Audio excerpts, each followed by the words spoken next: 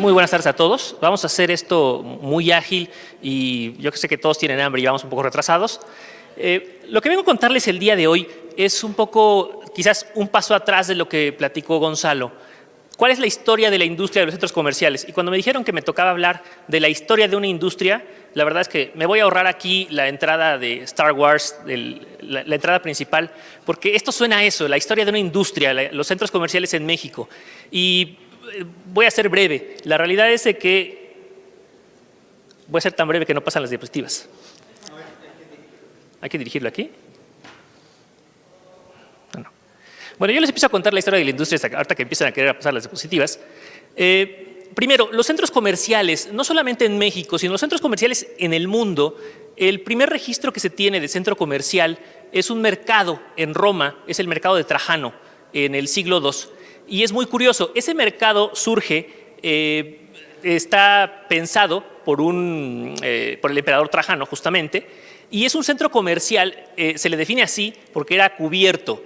Este centro comercial tenía 6 niveles. El día de hoy nuestros centros comerciales más atrevidos tienen 3 niveles, existen por ahí algunos, si empezamos a contar subterráneos o un -1 y food courts, etcétera, podríamos llegar a 5 niveles máximo, ¿no? Pero este mercado allá en el siglo II tenía 6 niveles, 3 dedicados a comercio y 3 dedicados a lo que podríamos llamarle oficinas, porque era donde despachaban los servidores públicos. Entonces, no solamente hablamos del primer centro comercial, sino también hablamos del primer usos mixtos en la historia. Tenemos más ejemplos. Está el gran mercado de Istafán en Irán, que empieza con una gran mezquita y es una gran calle abovedada de 2 kilómetros de largo. Para ponernos en contexto, Perisur, por ejemplo, bueno, Perisur, Plaza Satélite, Plaza Satélite, este último, tiene prácticamente 1 kilómetro de largo en el track. Esto hace que mucha gente en la mañana, y comentándolo con el operador del centro comercial, nos ha platicado que la gente llega a correr en el track de Plaza Satélite. Hay mucha gente que llega allá. Ahora sí, conozcan el mercado de Trajano. Esto les decía, esto está en Roma en el siglo II. Creo que voy a necesitar aquí a Gonzalo que me esté pasando las diapositivas porque ahí está, listo. El bazar de Isfahán, esto está en Irán, esto es el siglo XVII. Es esta gran calle, aquí empieza el mercado como tal, o el centro comercial, que lo define como centro comercial por la cantidad de tiendas que tiene y el hecho de que sea una calle que está abovedada. Esto da la sensación de una agrupación de comercios. Esto es lo que se define como el centro comercial. Este está en Damasco, este es del siglo XIX y vamos a tener 2 ejemplos del siglo XIX muy rápido que les quiero platicar. Porque en el siglo XIX comienza un fenómeno mundial de techar las calles. Esta es una calle de poco menos de 1 kilómetro en Siria, Damasco, el Al-Hamidiyah, que se conoce como un centro comercial de los más antiguos en la época moderna. Y en el siglo XIX el siguiente exponente es la Galería Víctor Manuel II en Milán. Y este es un parteaguas en la industria, primero por la belleza que tiene el centro comercial y después porque es el primero en llamar galería a su centro comercial. Así que toma eso, Liverpool, no eres el primero. Finalmente, pues nosotros también tenemos lo nuestro, Tlatelolco. Digo, a pesar de que cuando tratamos de comparar la Galería Victorio Manuel de Milán con el mercado de Tlatelolco, pues sí podría sonar raro.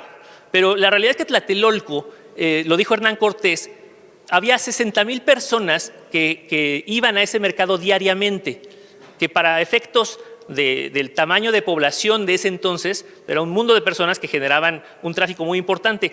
Y Tlatelolco marca un precedente muy importante para el comercio en México, no solo para los centros comerciales, sino porque era el lugar donde, más allá de ir a generar operaciones mercantiles, era un lugar para socializar.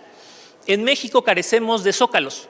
En muchos de los pueblos, el lugar a donde se va a socializar, a ver y a ser visto es el centro comercial. La historia en México, ¿cómo están los centros comerciales en México? Gonzalo nos estaba platicando un poco. Yo voy a hacer un recorrido muy rápido de cómo están estos centros comerciales. Plaza Universidad nace en 1969, de la mano de Sordo Madaleno. Plaza Universidad después 2 años, también de la mano de Sordo, en satélite, en uno pues, de las afueras de la ciudad, es cuando empieza Plaza Satélite, y estos centros comerciales empiezan con las grandes tiendas. Empiezan a agrupar los grandes autoservicios, las grandes tiendas departamentales. Luego viene Perisur en 1980. Todo esto del señor Sordo Madán tiene muy buena parte de la culpa. Viene Centro Santa Fe, que al día de hoy es uno de los grandes centros superregionales de la ciudad. Angelópolis, Puebla. Este proyecto es bien interesante, no solamente, si se dan cuenta, es el primero que sale de la Ciudad de México. Los ojos, hoy la zona metropolitana sigue siendo el lugar más interesante para los desarrolladores. Si bien es el más rentable, también es el más caro. Pero Angelópolis, Puebla fue el primero que lograron sacar de la Ciudad de México. Después vino Antara, Andares de Guadalajara, que es una Antara que ya aprendió, ya aprendió de los errores. Altabrisa en Tabasco, un proyecto muy grande fashion, en 2011. Y finalmente de los últimos, y ahí voy a quedarme en Antea Querétaro. Este es un centro comercial también de Sordo Madaleno, muy grande, que muchos de los que estamos en la industria de centros comerciales lo veíamos sobredimensionado. Y al día de hoy, un Liverpool, más o menos el promedio de ventas nacionales, podríamos estar hablando de que vende 50 millones de pesos. Ya existía Galerías Querétaro en ese entonces. Cuando abren Antea, la realidad es que todo el mundo pensábamos, los de la industria, que Antea iba a ser un Liverpool que vendiera menos de la mitad por ese mercado. Y la realidad es que Galerías Querétaro conserva las ventas, Liverpool, Galerías Querétaro, y Antea está vendiendo más o menos lo mismo. Es decir, el mercado que se iba a otros lados, quizás la gente de Querétaro iba a comprar, o ese dinero lo está usando en comprar en otras tiendas, hoy lo está destinando en Liverpool. Entonces, el fenómeno de centros comerciales, de cómo han crecido en México, es muy interesante. ¿Cuánta gente visita anualmente a los centros comerciales? Y aquí vamos a entrar con las odiosas comparaciones, porque de acuerdo a la Liga MX, ellos estiman que este año, en las 17 fechas, van a asistir a los estadios 3.5 millones de personas. Después, 17 millones de personas van a asistir a la Basílica de Guadalupe. Pero si nosotros tomamos Galerías Insurgentes, Perisur y Plaza Satélite, solo esas tres, no tomemos todos los centros comerciales, van a asistir 34 millones de personas a esto. La conclusión es que es más divertido el centro comercial que a la iglesia o al estadio. Sí, no es que sea tan ateo, no es cierto. Vamos rápido con esto. ¿Cómo está el mercado mexicano en temas de números? Aquí quizás un poquito en el tema, los números que estaba presentando Gonzalo sobre cuántos centros comerciales tenemos en México. De entrada, México en Latinoamérica es el que tiene más centros comerciales y está seguido por Brasil. A pesar de que Brasil, si lo ponemos en contexto, Brasil tiene 200 millones de habitantes contra 120 millones de habitantes que tiene México. Brasil nosotros tenemos 600 centros comerciales y esta métrica, insisto, tal vez les suene un poco raro con lo de Gonzalo, pero es por el número, el tipo de centro comercial y a partir de dónde empezamos a contar. Pero más o menos estamos un poco arriba de Brasil. Contamos con un inventario hoy de 20.7 millones de metros cuadrados de área rentable. Desde el 2004 este inventario se nos ha duplicado y en la zona metropolitana de la Ciudad de México, por eso es lo interesante, es casi el 30% de todo este inventario está aquí. En mi trabajo en Walmart hicimos varios estudios y algún estudio teórico completamente decía que en la Ciudad de México hace prácticamente 8 años todavía le cabían 30 Walmarts más, 30 Walmarts de 10,000 metros cada uno. Esa es la capacidad de compra que tiene todavía la Ciudad de México en el sector autoservicio nada más. Quizás cuando lo contrapones con la realidad, ¿dónde pondrías físicamente a 30 tiendas de 10,000 metros? Eso está muy complicado. Y más que nosotros no hemos llegado a la sofisticación de estos centros comerciales verticales como los podríamos encontrar en otra parte del mundo. Se estima que para 2025 podríamos alcanzar más de 700 o alrededor de 700 centros comerciales. Estos son centros comerciales arriba de 15,000 metros cuadrados, contra un poco la métrica que planteaba Gonzalo de centros comerciales un poco más pequeños. Y en el tema del comercio electrónico, es cierto, nosotros estamos en pañales en esto. Hay por ahí un estudio que nos dice que el 10% de las ventas totales de autoservicio o las ventas totales de retail en general, hablando de ropa, etcétera, se hace por medio de comercio electrónico. Podría sonar una cifra muy impactante, el 10% de esto, Pero cuando rompes ese 10%, te das cuenta que el 90% de ese 10 son boletos de avión.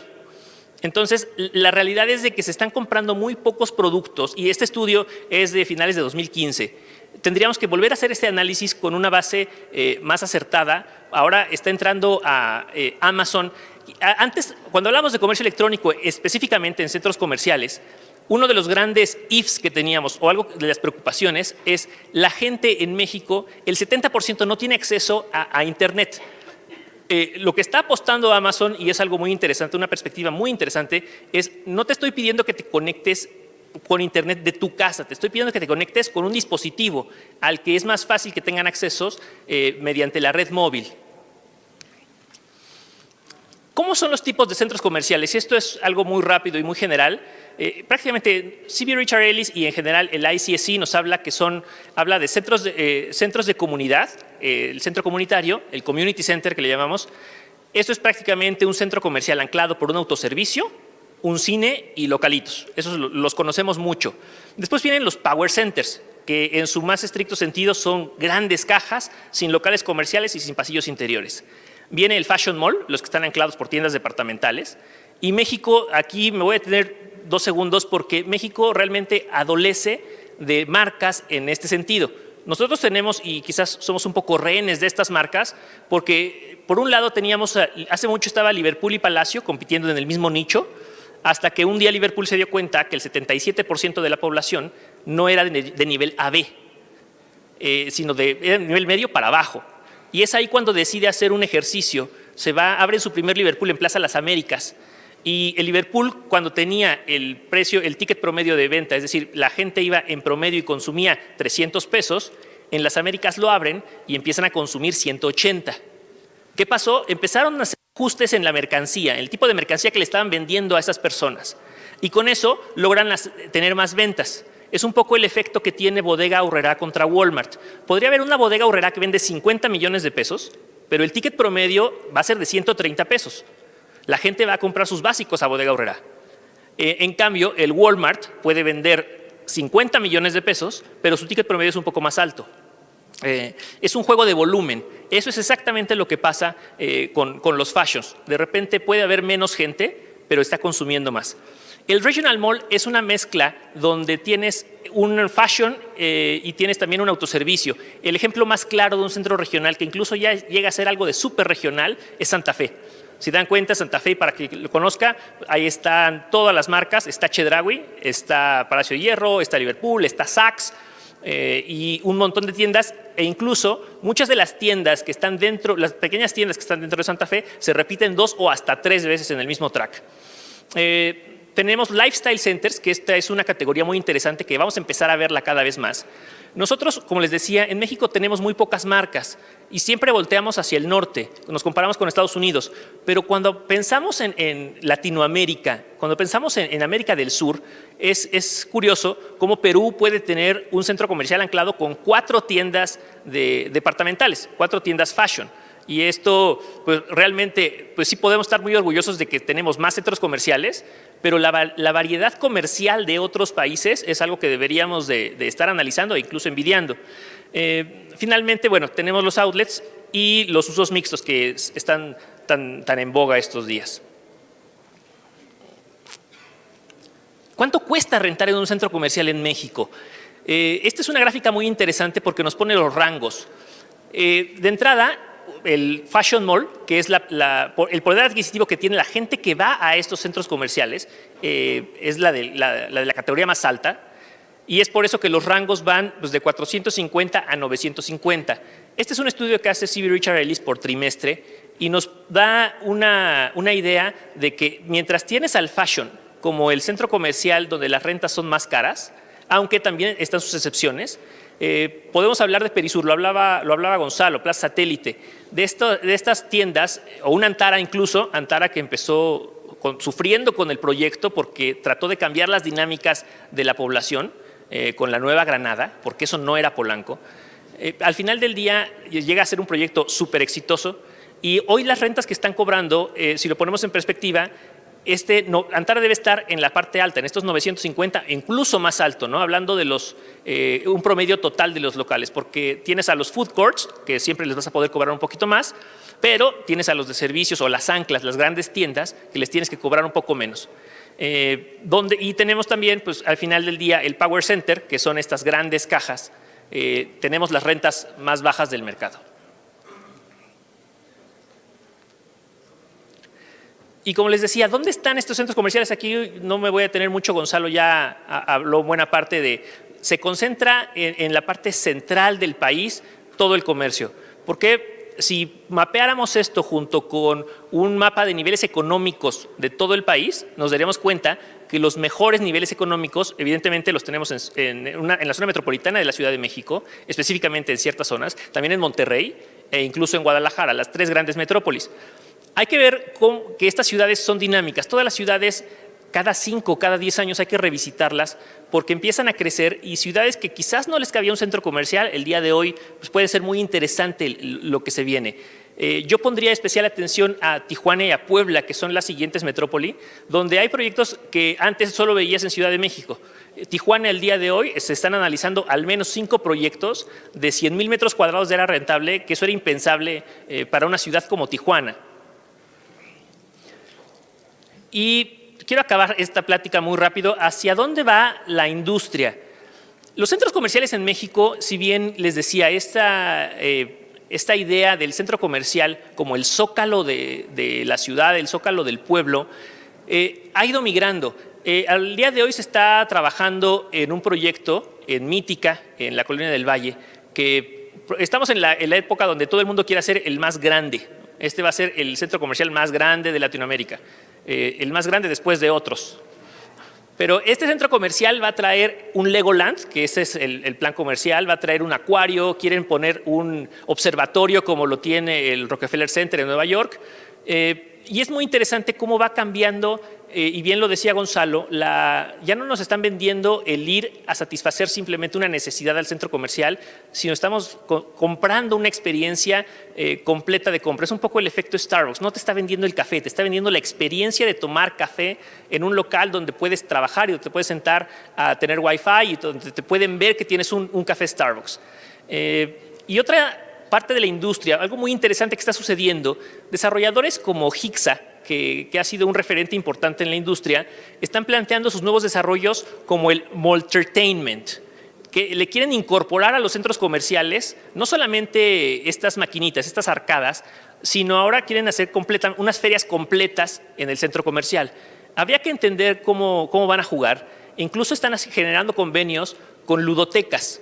Esto es muy interesante. En Chile hay una cadena que hizo un estudio exhaustivo sobre, y va a sonar muy lógico, la realidad es que cuando te lo dicen es muy lógico, pero nadie lo había hecho. Las mamás compran más sin niños que con niños. Claro, o sea, suena muy lógico. Y hay cadenas de autoservicio en Chile que están dedicando una buena parte de su piso de ventas a generar una ludoteca. Yo te cuido a tu niño en lo que tú te vas a hacer las compras. Me lo puedes dejar aquí 2 horas. ¿Y quién de nosotros que con niños, a mí me encantaría me doy una vuelta en Perisur y dejarles a mis 2 chamacos para ir a hacer compras? O sea, tampoco me quiero ir a divertir, quiero ir a hacer mis compras. Pero esto es lo que está generando los centros comerciales. Hacia eso vamos. Y bien decía Gonzalo, estamos poniendo una atención muy especial en las necesidades muy puntuales, no solamente del consumidor, sino atendemos a la edad, a lo que está buscando y a lo que se viene en los centros comerciales. Con esto concluyo y les agradezco muchísimo. Yo sé que ya tienen hambre. Muchas gracias.